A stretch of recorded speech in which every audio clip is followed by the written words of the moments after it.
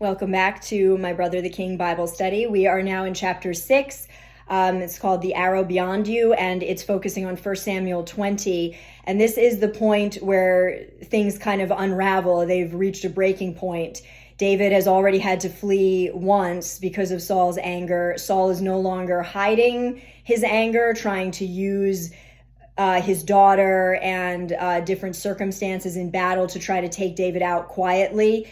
Now he's just full-blown angry. Jonathan agreed to a clandestine sort of plan to find out Saul's true intentions, because all this time poor Jonathan has been trying to believe that his father is okay. And it turns out that in the middle of a public feast, Saul throws a spear at Jonathan, screaming for David's death. Jonathan's like, okay, that's enough for me. I finally believe that my father wants David dead. And he goes to tell David that you have to escape for a while. You have to escape for a long time. And the two friends have to say goodbye temporarily. And this moment in scripture used to make me sob, the moment where they part ways. And the longer I live, the more I realize how much of life contains these moments when everything is crumbling around you and you feel like your heart won't survive picking through the debris. But it's all the more upsetting when it's someone else's chaotic choices that are dismantling your life and making these choices for you. Jonathan and David's worst fears about Saul are being confirmed here. And what I love, though, is that David could have just disappeared. He sensed the danger already, but he went to Jonathan first. He invoked their covenant and begged him for help, and Jonathan laid out a plan to get David the information he needed and then blessed him, praying that God would always dwell with David as he once had with Saul. You know, it's noteworthy that while David's world is hanging by a thread, Jonathan went out of his way to help. His loyalty stood the greatest test. It's horrifying to watch a family member or a friend make destructive decisions, but codependent enabling only adds more harm to an already toxic situation. We can't force people to walk in levels of revelation and freedom that only come from their own pursuit of the Lord. And as complicated as this feels, we can and should live healthy lives pursuing God even without other people's cooperation. This blinding, merciless rage that Saul was exhibiting shows that he had given himself over to a spirit that was not from God. He couldn't even see his own son clearly. He just wanted David dead. God promises in Revelation 3:10 that those who live a life of endurance and obedience before him will be sheltered. But Saul had cast off that protection, and so he continually felt insecure. Galatians 5 tells us that the works of the flesh are evident, and it's things like enmity, strife, jealousy, fits of anger, rivalries, dissensions, envy. Who does this sound like? Saul, not Jonathan. Jonathan and David wept bitterly when they said goodbye, and Saul was doing this to them. His madness was only growing, and this is possibly one of the most difficult positions to be in as a follower of God. It's one thing to be facing opposition from the world, but when it's a family member or a cherished friend who is surrendering to hatred and jealousy to the point where it's affecting everyone around them, it can frustrate us almost to the point of despair. And that's why it's vital to keep our eyes on God, remembering that his promises to us and purposes for us are not affected by the tossings of this world. Jonathan and David's unbroken connection with God is what gave them peace in their storm.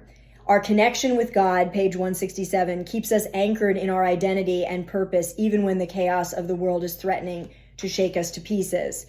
Obedience is how we show our allegiance and reap the continual benefits of God's protection. Saul had cast off God's vision, but Jonathan's commitment to God's ways enabled him to see clearly and take action in spite of intense upheaval and anguish. History and legacy are crucial and valuable, our connection with our family history.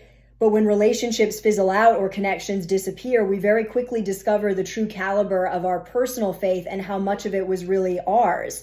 I've always been fascinated by the fact that when things are that we relied on are being shaken, it's easy for us to be swayed by the people we're comfortable with. And Jonathan could have been swayed by Saul's opinion at this time. But because he was anchored in the Lord's vision about David, he was able to see clearly. These are the days before the Spirit was poured out on all flesh, but Jonathan's heart was open to the will of God, and he wanted to serve God's purposes, not struggle against them.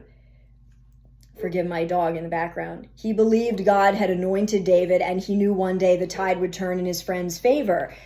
If we want to be effective in our walk and see the path clearly, we have to walk with God and allow his vision to influence our choices. It's not always glamorous or easy, the path, but it will move you forward. Submitting to God in the moment, standing on what you know to be true, and declaring it in faith, believing that where you are is not the end.